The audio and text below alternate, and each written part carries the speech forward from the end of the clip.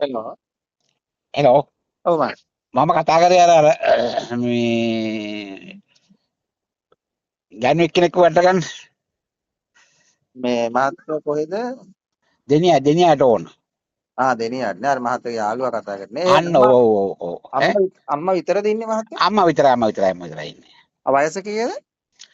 වයස ඇවිල්ලා 77ක් විතර නෝ. තට්ටු දෙකේ ගියද තනි තට්ටු එකේද? තනි තට්ටු. දර ලිප් වලද යන්නේ ගෑස් ලිප් වලද? ගෑස්.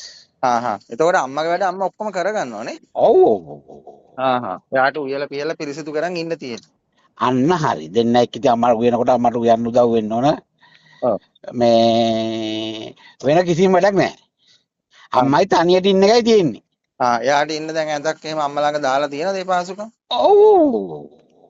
වයස කීයක වගේ ලේඩි කෙනෙක්ද බලන්න මහත්තයා? සාමාන්‍යයෙන් 45ක 50ක. සැලරි එක මහත්තයා 50ක් වගේ දෙන්න පුළුවන්ද? 45ක් දෙනවා. 45ක් පුළුවන් නේද? ඔව් 45ක්. එතකොට අර මාසෙකට දවස් 3ක් හරි මාස දෙකකට දවස් 6ක් වගේ නිවාඩුවක් දෙන්න පුළුවන්.